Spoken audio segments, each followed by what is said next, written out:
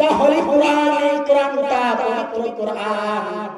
বিশ্বের মধ্যে যতগুলো ধর্মগ্রন্থ রয়েছে প্রত্যেকটি ধর্মগ্রন্থের মধ্যে ভুল আছে, কিন্তু আমার আল্লাহ পাক রব্বুল আলামিন বিশ্ব নবী মুহাম্মদুর রাসূলুল্লাহ সাল্লাল্লাহু আলাইহি ওয়াসাল্লামের উপর যে কোরআনটা নাযিল করেছে, নাযিল করে সূরা বাকারার প্রথমে বলে দিয়েছে আলিফ লাম মিম যালিকাল কিতাবু লা রাইবা ফিহি।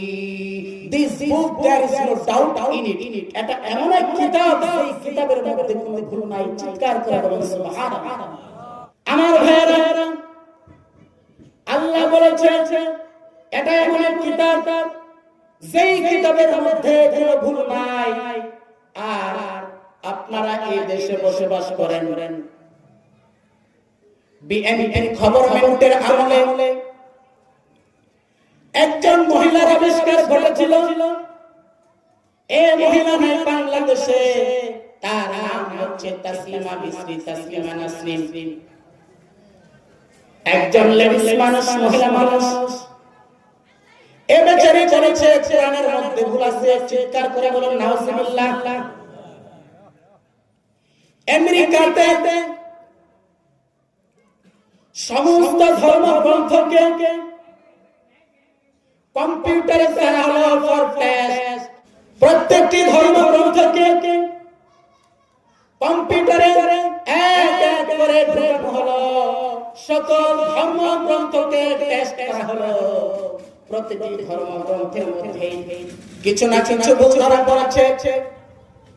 সর্বশেষ যেদিন আমার আল্লাহ পাক রব্বুল আলামিনের কোরআন শরীফ টেস্ট, সূরা ফাতিহা থেকে নিয়ে শুরু করে সূরা নাস পর্যন্ত গোটা কোরআন শরীফে কম্পিউটারের মধ্যে ঢুকিয়ে দিল। কম্পিউটারের মধ্যে ঢুকিয়ে দেওয়ার সঙ্গে সঙ্গে সূরা ফাতিহা থেকে নিয়ে সূরা নাস পর্যন্ত গোটা কোরআন শরীফের হয়ে গেল। কম্পিউটারের ক্ষমতা হলো না এই কোরআন শরীফের একটা শব্দের মধ্যে ভুল ধরতে। চিৎকার করে বলুন সুবহানাল্লাহ। যেখানে কম্পিউটার কমপ্লিটকে সারেন্ডার করলো, সেখানে আমাদের দেশের একজন মহিলা এ বেচারি বলেছে কোরআনের মধ্যে ভুল আছে। চিৎকার করে বলুন নাউজুবিল্লাহ।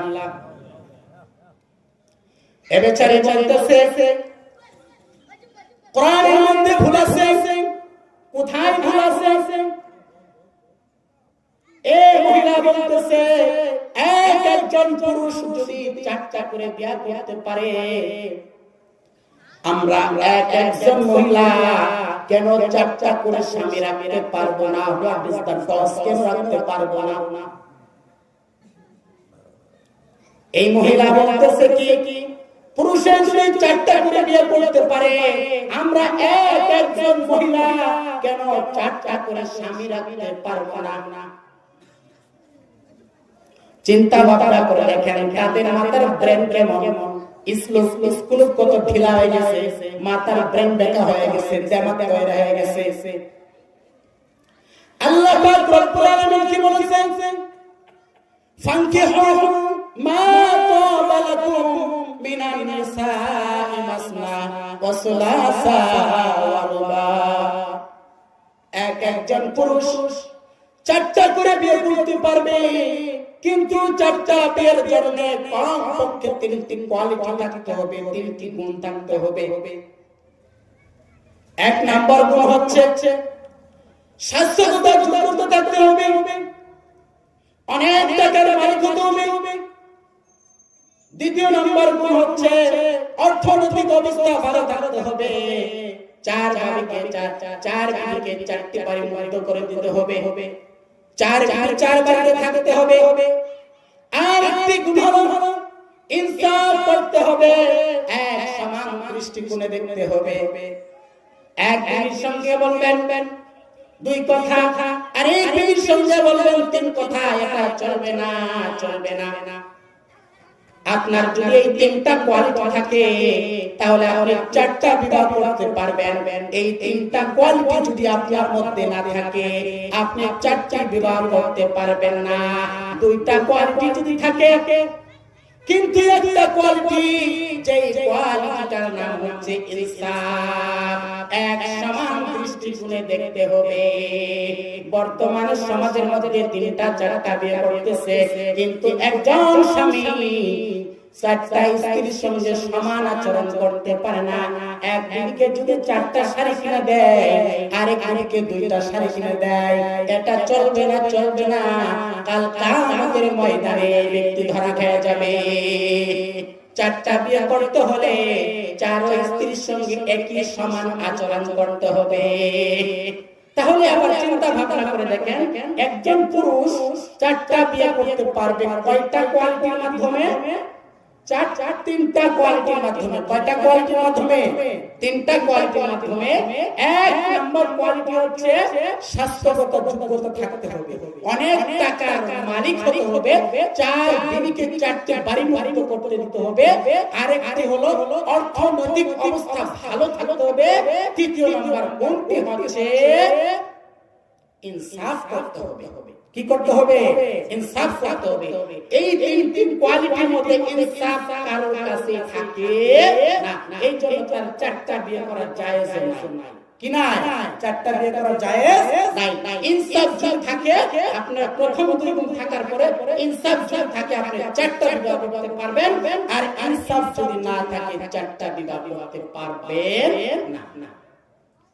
এবার আসুন, তাসলিমা নাসরিন কি বলেছিল যে একজন পুরুষ চারটা বিয়ে করতে পারে, চারটা স্ত্রী রাখতে পারে, আমরা কেন চারটা স্বামী রাখতে পারবো না? এই প্রশ্নের উত্তর করে আসতেছি। আমরা একটা এক্সাম্পল দেই। মনে করেন একটা পুরুষ চারটা বিবাহ করলো, একটা পুরুষ চারটা বিবাহ করলো, এক্সাম্পল শুরু। তো এই যে চারটা বিবাহ করার পরে ওই যে চারটা মহিলা, তার চারটা স্ত্রী, চারটা স্ত্রীর গর্ভ থেকে যখন চারটা বাচ্চা হবে, চারটা ছেলে হবে বা চারটা মেয়ে হবে, সে বলতে পারবে যে এটা ওই স্ত্রীর গর্ভ থেকে হয়েছে, প্রথম স্ত্রীর গর্ভ থেকে হয়েছে, দ্বিতীয় স্ত্রীর গর্ভ থেকে হয়েছে, তৃতীয় স্ত্রীর গর্ভ থেকে হয়েছে, চতুর্থ স্ত্রীর গর্ভ থেকে হয়েছে। চার স্ত্রীর চার ছেলে বা চার মেয়ে হয়ে থাকলে তাহলে বাপ কয়টা বলেন? একটা। তাহলে চার মেয়ের গর্ভ থেকে চারটা বাচ্চা হইলে বাপ হবে একটা। এবার আসুন তার উল্টোতে, মনে করেন একটা মহিলা যদি চারটা স্বামী রাখে, এই মহিলাকে যখন চারজন স্বামী প্রোডাকশন দিবে, এই চারজন স্বামী প্রোডাকশন দেওয়ার পরে ওই স্ত্রীর গর্ভ থেকে বাচ্চা কয়টা হবে বলেন? একটা। এবার আসুন বাপ কয়টা? চারটা। পিতা যে চারটা, ছেলে হলো একটা। ছেলে একটা হওয়ার পরে চার বাপের ভিতরে মারামারি বাঁচবে কিনা? মারামারি বাঁচবে কিনা? এক নম্বর বাবা বলবে এটা আমার মেয়ে, দ্বিতীয় নম্বর বাবা বলবে এটা আমার মেয়ে, তৃতীয় নম্বর বাবা বলবে এটা আমার মেয়ে, চতুর্থ নম্বর বাবা বলবে এটা আমার মেয়ে। তখন এই একটা মেয়েকে বা একটা ছেলেকে কেটে টুকরা টুকরা করে নেওয়া ছাড়া কোনো উপায় আছে? কোনো উপায় নাই। এই জন্য ইসলামের ভিতরে বলা হয়েছে, ইসলামের মধ্যে, ইসলামের হুকুমের মধ্যে, ইসলামের আইনের মধ্যে, ইসলামের বিধানের মধ্যে, ইসলামের কোন নিয়ম নীতির মধ্যে ভুল ধরার যোগ্যতা এই পৃথিবীর বুকে কোন মানুষকে আল্লাহ দেয়নি। এই জন্য বলা হয়েছে আলিফ লাম মিম যালিকাল কিতাবু লা রাইবা ফীহি, এটা এমন এক কিতাব যেই কিতাবের মধ্যে কোনো ভুল নাই। চিৎকার করে বলুন সুবহানাল্লাহ। আমার ভাইরা, মক্কা নগরে কাফের মুশরিকরা আমার নবীর কাছে গিয়ে বলতেছে, ও আব্দুল্লাহর ছেলে মুহাম্মদ, আমাদের নবী, আমাদের নবীর নাম কি? মুহাম্মদ সাল্লাল্লাহু আলাইহি ওয়াসাল্লাম। আর বড় বড় কাফের, বড় বড় মুশরিক, তারা গিয়ে বলতেছে, এ আব্দুল্লাহর ছেলে মুহাম্মদ, তুমি যে ইয়ারগুলো করে আমাদেরকে শোনাচ্ছ, আমরা ইচ্ছা করলে এমন ধরনের আরবি বানাই দিতে পারি। আরবের বড় বড় কাফের, বড় বড় পণ্ডিত, বড় বড় সাহিত্যিক, তাদেরকে বিশ্বনবী মুহাম্মদুর রাসূলুল্লাহ সাল্লাল্লাহু আলাইহি ওয়াসাল্লাম বলতেছে, তোমরা কি পারবে? হ্যাঁ, আমরা পারবো। বিশ্বনবী মুহাম্মদুর রাসূলুল্লাহ সাল্লাল্লাহু আলাইহি ওয়াসাল্লাম তাদেরকে ডাক দিয়ে বলতেছে, ও আরবের বড় বড় কবি, বড় বড় দার্শনিক, বড় বড় পণ্ডিত, বড় বড় সাহিত্যিক, তোমরা নাকি দিন রাত 24 ঘন্টায় কবিতা বানাতে পারো। আমি মুহাম্মদ তোমাদেরকে ছোট্ট একটা সূরা দেব, যে সূরাটার নাম হচ্ছে সূরাতুল কাউসার। চিৎকার করে বলুন সুবহানাল্লাহ। বিশ্বনবী মুহাম্মদুর রাসূলুল্লাহ সাল্লাল্লাহু আলাইহি ওয়াসাল্লাম আরবের বড় বড় কবি, বড় বড় সাহিত্যিক, বড় বড় পণ্ডিত, বড় বড় সাহিত্যিক, তাদেরকে ডাক দিয়ে বলতেছে, ও আরবের বড় বড় কবি, তোমরা নাকি দিন রাত 24 ঘন্টায় কবিতা বানাতে পারো। আমি মুহাম্মদ তোমাদেরকে এই সূরাটা দিয়ে দিলাম, ইন্না আ'তাইনাকাল কাউসার। এই সূরাটা তোমাদেরকে আমি দিয়ে দিলাম। এই সূরার আগে কি হবে, পরে কি হবে, পারলে তোমরা বানাই দাও। আরবের বড় বড় কবি, বড় বড় সাহিত্যিক, বড় বড় পণ্ডিত, তারা এই সূরাটার সামনে রিসার্চ করতে শুরু করলো। রিসার্চ করতে গবেষণা করতে এক কবি আরেক কবিকে ডেকে কয়, কি সাতার কবি হইলাম রে, কি লেভেলের মাস্টার কবি হইলাম রে, কেমন কবি হইলাম রে। আব্দুল্লাহর পর দেওয়ার আরবি আবারতের আগা গোড়া ঠিক করতে পারে না। চিৎকার করে বলুন সুবহানাল্লাহ। আরবের বড় বড় কবি, বড় বড় দার্শনিক, বড় বড় পণ্ডিত, বড় বড় সাহিত্যিক, এই সকল কবি তারা ফেল করে গেল। এই যে ইন্না আ'তাইনাকাল কাউসার, এই আয়াতের আগে কি হবে, পরে কি হবে, তারা বানাই দিতে পারলো না। কারণ এইটা আল্লাহ পাক রব্বুল আলামিন সূরার প্রথমে ডিক্লেয়ার দিয়েছে, আলিফ লাম মিম যালিকাল কিতাবু লা রাইবা ফি। This book there is no doubt in it. এটা এমন এক কিতাব, সেই কিতাবের মধ্যে কোনো ভুল নাই। এই কিতাবটা কোনো মানুষের বানানো কালাম নয়। এই কিতাবটা কি মানুষের কোনো বানানো কালাম না। এই যে চিন্তা ভাবনা করে দেখেন, দুনিয়ার বুকে মানুষের বই লেখে কিনা, বই লেখে কিনা, ইতিহাস লেখে, ইসলামের ইতিহাস লেখে, কত জাতির বই লেখে, উপন্যাস লেখে, অনেক জাতীয় বই লেখে। এই বইগুলি যখন লেখে, যখন লেখা কমপ্লিট হয়ে যায়, যখন শেষ হয়ে যায়, শেষ হয়ে যাওয়ার পরে এই বইয়ের অপর লাস্ট ফিনিশিং পৃষ্ঠার ভিতরে লিখে দেয়, এই বইয়ের ভিতরে যদি কোনো প্রকার ভুল ত্রুটি পড়ে থাকে তাহলে আমাদেরকে জানাবেন। এই বইটাকে আমরা আবার ছাপায়া, নিখুঁত করে ছাপায়া তোমাদের খেদমত করব। ইতি লিখক। দুনিয়ার ভিতরে যত বড় বড় রাইটার, যত বড় বড় লেখক হোক না কেন, সে এই কথাটা বইয়ের লাস্টে ফিনিশিং পাতায় এটা কি করে লিখে দেয়।